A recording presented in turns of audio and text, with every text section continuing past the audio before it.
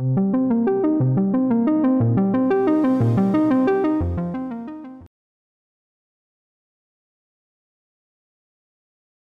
bienestar animal sin duda es uno de los temas que en la agenda de la comunicación pública de la ciencia está ya encima. Y tiene que ver con la preocupación de la sociedad, pues es este tema de agenda transversal lo que sin duda puede también abonar a la mejor condición, no solo al bienestar animal, a la mejor condición humana. Es como si fuera un binomio, desde luego, indisoluble. Y por eso me permito ahora hacer la primera ronda de preguntas, si ustedes me lo permiten. Doctora Yambé Barbosa, médica, ¿cómo considera usted el bienestar animal? Es decir, ¿cómo podemos decir que un animal está en este estado de bienestar?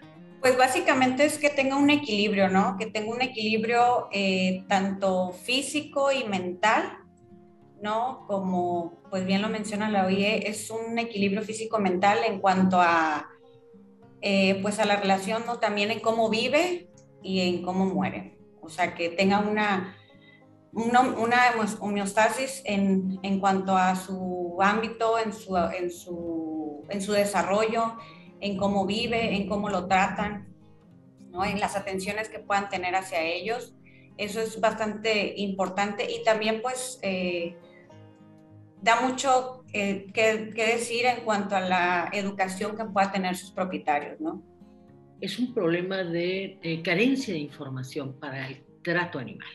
Y ahora entro a algo que todavía me parece que abona mucho más a esa reflexión. Con doctor Gustavo Arnaud, me dirijo a usted, además en un ámbito en donde el animal está en su ambiente, en su naturaleza, otro tipo de animales no domésticos, y que hemos tenido la enorme tentación también de ir por ellos para incorporarlos a estos nuevos tratos domésticos. ¿Cuál sería su aportación para el mejor manejo animal, doctor, en este sentido? Buenas tardes, Cintia, y buenas tardes a todos los oyentes. Para tener un mejor manejo de los animales, hay que tener conciencia de lo que es el bienestar animal, que precisamente es el motivo del simposio. Y bienestar animal es algo verdaderamente complejo. Hay muchas definiciones, cuando uno se pone a buscar literatura encuentra uno muchas definiciones. Yo traté de hacerme una definición, bueno, ¿qué es lo que eh, para mí es el bienestar animal? ¿Cómo lo concibo de una manera sencilla, considerando el bienestar de los animales silvestres? Yo trabajo con fauna silvestre. Para mí el bienestar animal es un estado libre de estrés que permite a los animales satisfacer sus necesidades. Sin embargo, en la naturaleza, ¿cuántos animales viven en una condición sin estrés? O sea, están sujetos a la presión de la selección natural. Y esto implica un estrés, encontrar alimento, esconderse para no ser depredados, encontrar parejas para reproducirse, en fin, un sinnúmero de situaciones. Eh, de tal manera que el bienestar animal es inherente a la biología y a la ecología de las especies. Al hacer un análisis de las definiciones que hay sobre bienestar animal, porque hay muchas y muy variadas, que las podemos agrupar en dos grandes rubros o dos grandes grupos.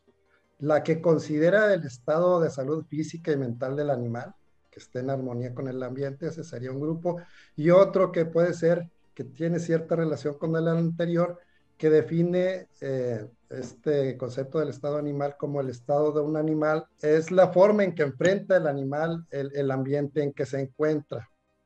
En cualquiera de estos dos casos se está implicando un proceso dinámico, lo que lo hace más complejo todavía, porque el bienestar puede variar en un mismo individuo a través del tiempo, conforme, incluso en un mismo año, dependiendo de las estaciones, la disponibilidad de alimento, la disponibilidad de parejas, pero también ese bienestar cambia cuando el animal se desarrolla ontológicamente cuando pasa a ser de una cría, un juvenil, a un subadulto y a un adulto. Y todo esto tiene que ver también con su capacidad de adaptación, o sea, cómo se puede adaptar a un entorno cambiante. Hay animales que se pueden adaptar, se pueden modificar y pues modifican su comportamiento.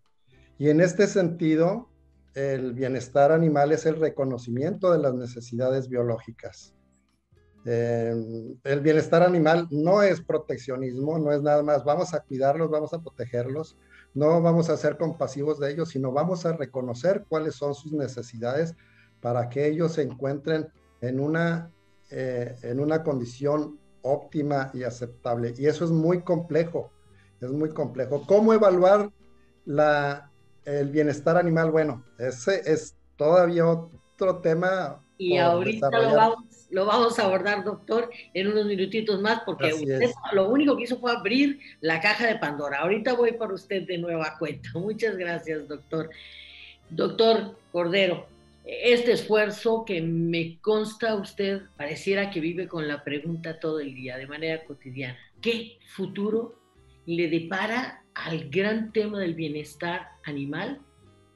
¿Cuál es el horizonte, doctor Cordero? Es decir, ¿qué tenemos por enfrente en esta materia? Esto empieza, digamos, como una moda en los 60s, 80s y se hace contemporáneo en esta década. Pero desde los 1800 la medicina veterinaria trabajaba ya con el bienestar animal. Es más, los médicos veterinarios trabajamos con zootecnia, que es mantener a todos los animales en producción o de cualquier actividad confortable para tener su mejor producción en lo que fuera, de compañía, de trabajo o de exhibición. ¿Qué futuro le depara? Pues que ya lo vamos a trabajar todos. Ya no nada más le corresponde a los médicos veterinarios ni a los biólogos.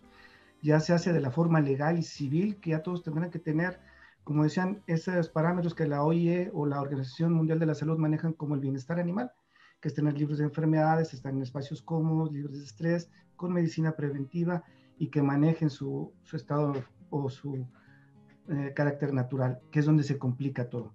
Pero bueno, como gente que vive en zonas urbanas, tenemos que mantener esos 5 parámetros, pero ahora se hace más extenso, ahora se llaman libertades, ahora se llaman derechos, se llaman libertades, y ahora se llaman, ahí se me fue la palabra, te recuerdo, que tienen que ser evaluados uno por uno, es decir, no nada más con que yo le dé de comer, ahora tengo que evaluar qué tipo de dieta le voy a dar, ¿sí? Si le corresponde a la etapa de crecimiento que va a estar o no, y como mencionaba el doctor, el estrés siempre va a estar latente, pero tenemos que hablar, si hablamos de animales domésticos, con tutores responsables, hablamos de fauna silvestre. Si vieron la presentación del doctor Pedro Baranda, ¿cómo podemos evaluar el bienestar animal de un delfín? Él lo manejaba con la diversión, los brincos, los saltos, pero pues no podremos platicar con él y evaluar a ciencia cierta qué dieta tiene, si está libre de estrés. Entonces es complicado, pero lo vamos a tener que asimilar ya en su totalidad, los civiles, seamos médicos veterinarios o no. Y están mañana, el futuro es mañana. Gracias, doctor Cordero. Y yo voy a permitir volver a la doctora Barbosa y le preguntaría, médica, yo llego con una mascota a su consultorio, seguramente, y le comento que esta mascota, bien decía alguno de ustedes hace rato, pues es mi compañía inseparable, ¿no? Y la tengo que dejar y esta mascota se comporta de una manera extraña, ¿no? Porque empieza a presentar síntomas desde extrañamiento hasta sobreprotección o vayamos a ver qué es estrés, ¿no?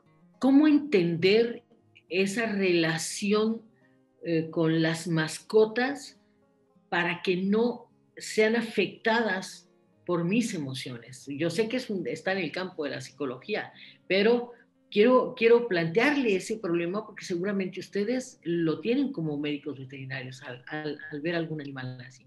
Sí, es complicado, como dice, porque ellos crean un lazo, una codependencia hasta cierto punto. Claro, depende cómo lo manejen los propietarios, porque ciertamente hay algunos pacientes que pues tienen una relación estrecha respetable, se podría decir, donde reciben pues sus cariños, su alimentación, sus cuidados como tal, pero hay algunos otros pacientes que están en una interrelación con el humano excesiva, se puede decir, que duermen, están al 100% las 24 horas del día a la par con el humano. Entonces llega a haber esa separación por, en este caso, alguna enfermedad, y es bastante complicado atenderlos la mayoría de las veces, porque ese estrés, esa angustia que les genera la separación, pues es muy difícil para la manipulación también, ¿no?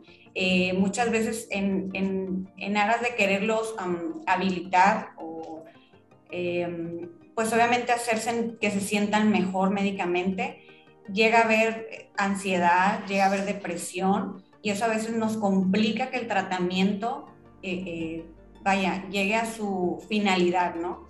Entonces queremos tener a un animalito, pues no sé, ¿no? Hidratado, pasarle alimento, pero pues el animalito necesita comer, pero esa separación que tiene con el humano no le permite recibir el alimento, entonces ahí no podemos hacer mucho, ¿no? Entonces sí, a veces sí se complica bastante en esa situación ya, que el animalito tenga esa codependencia, ¿no? Que a veces es insana hasta cierto punto, y pues nos genera un conflicto entre médico, vaya.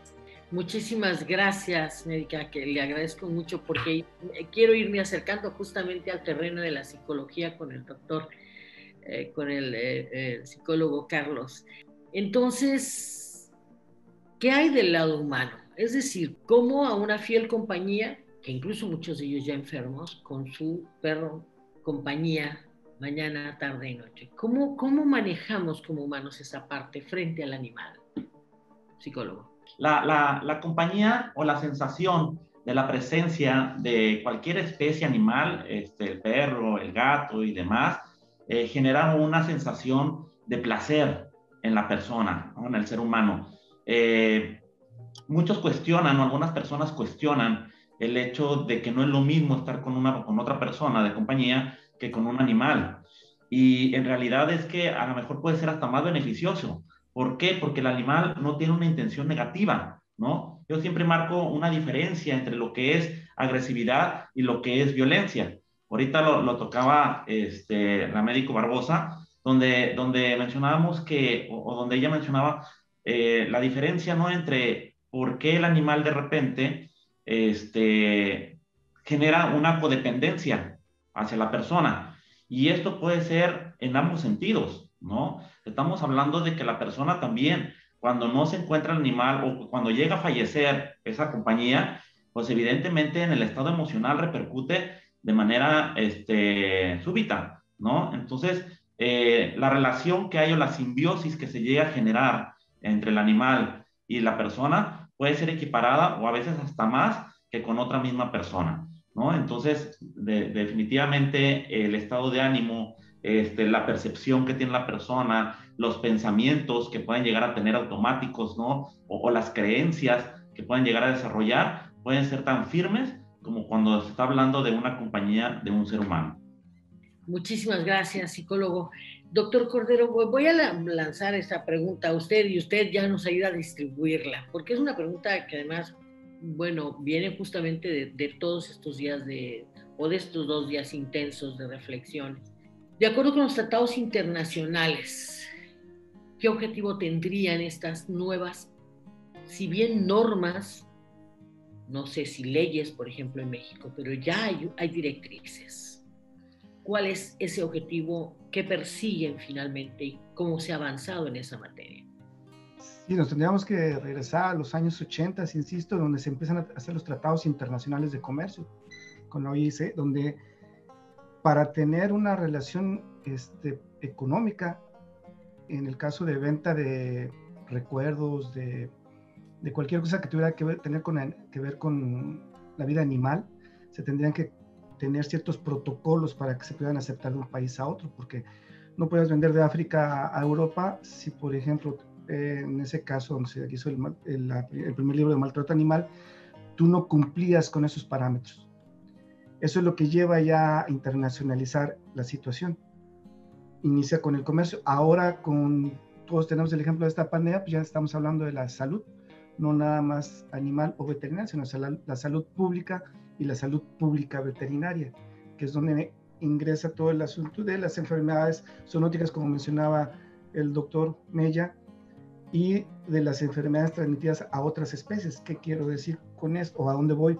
Las enfermedades que le transmiten a la cabra común, que le pueda transmitir al borrego cimarrón, tiene un mayor impacto comercial y económico en la población y en el país mismo, porque los trofeos se llevan a otro país. Entonces, si llevamos no van a ser permitidos si le comprueban que hay una enfermedad que puede ser transmisible. Y esa situación en la que ahorita está prevaleciendo. Ya en México tenemos organizaciones, tenemos leyes, la Ley General de Salud, la Ley General de Protección al Ambiente. Hay varias leyes y normas, incluso en lo que son ya instalaciones específicas para cada especie animal, tanto en dimensiones como en altura, como el alimento, la luz y el agua.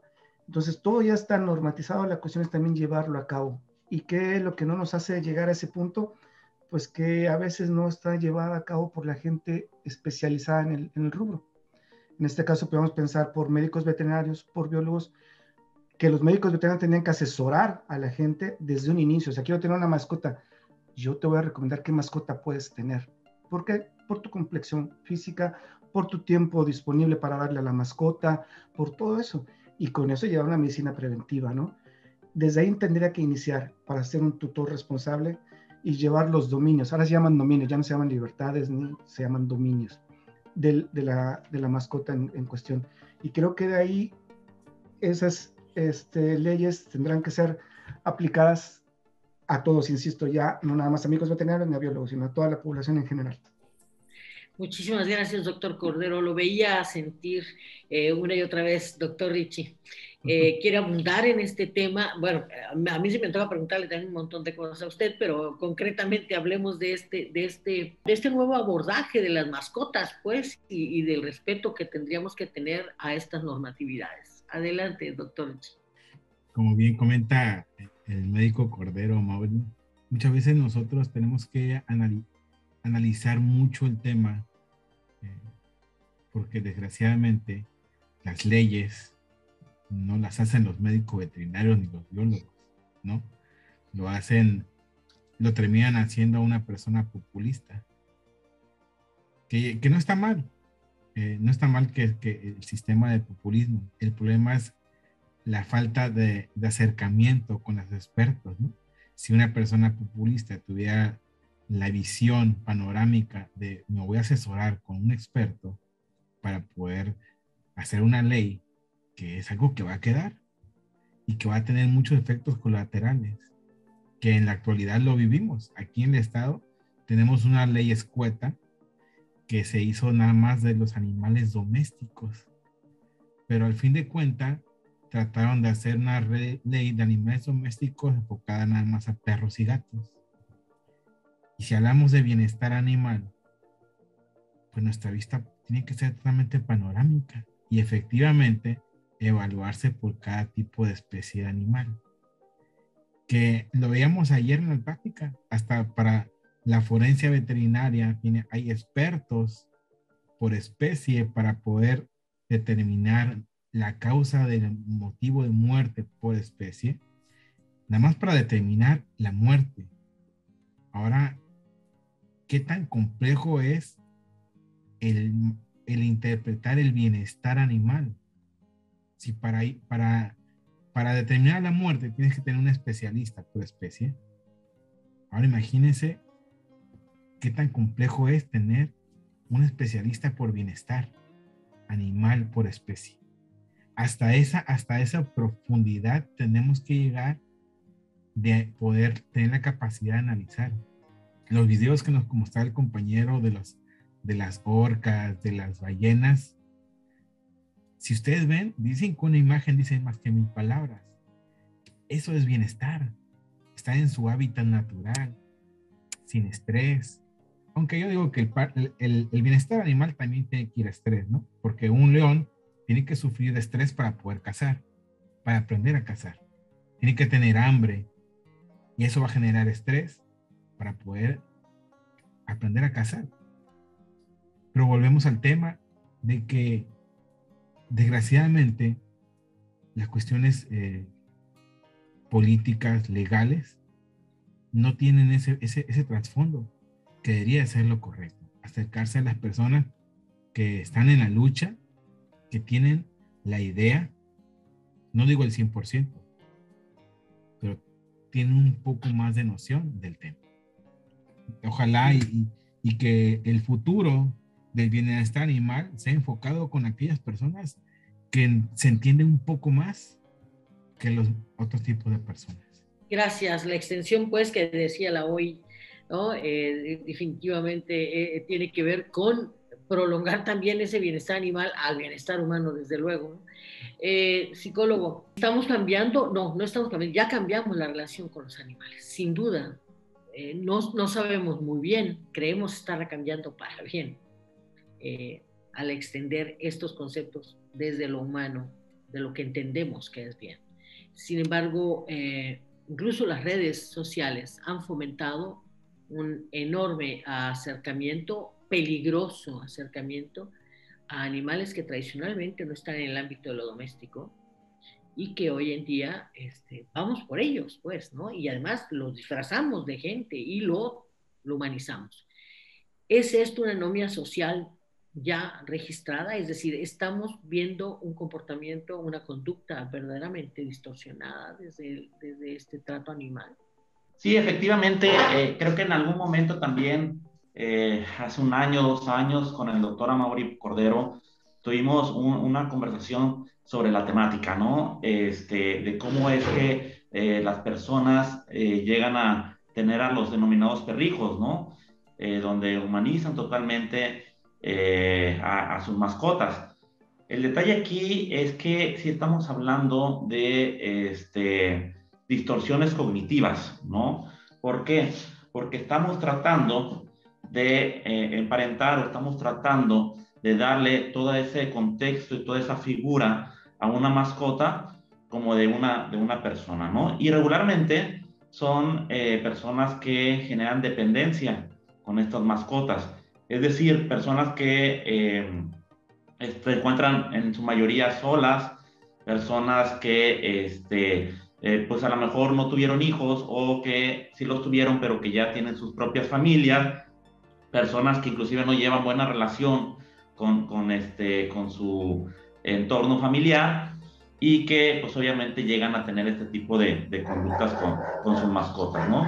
Entonces, definitivamente este tipo de trato no es lo más adecuado, lo más saludable. ¿Por qué? Porque estamos trabajando y no tiene que ver ningún sentido de derecho, ¿no? O de faltar los derechos de las mascotas o de los animales, sino más bien el hecho de querer ponerlo en un plano, en un contexto de igualdad con el ser humano, ¿no? Entonces, definitivamente sí es una distorsión cognitiva, es una percepción o una interpretación falsa de lo que debería de ser la mascota. Pues muy bien, si hay algún otro comentario, de lo contrario estaríamos prácticamente, doctor Cordero, dando por concluida este encuentro que ha sido verdaderamente muy dijéramos, importante, insisto mucho en los temas de agenda de la sociedad, porque tanto CIBNOR como las academias, como los especialistas que nos acompañaron esta tarde, cada día tendrán seguramente más demanda de información fidedigna, confiable, pero particularmente la sociedad, lo que ahorita está demandando es acción en torno a uno de los problemas que la misma era contemporánea nos ha puesto sobre la mesa. Pues solo me resta agradecerles muchísimo. Los errores seguramente han sido míos, los aciertos siempre serán de ustedes. Y muchas gracias al público que permaneció atento a este conversatorio. Doctor Cordero, si gusta usted despedir la mesa. Y quiero agradecerle a todos de verdad de corazón, se los agradezco.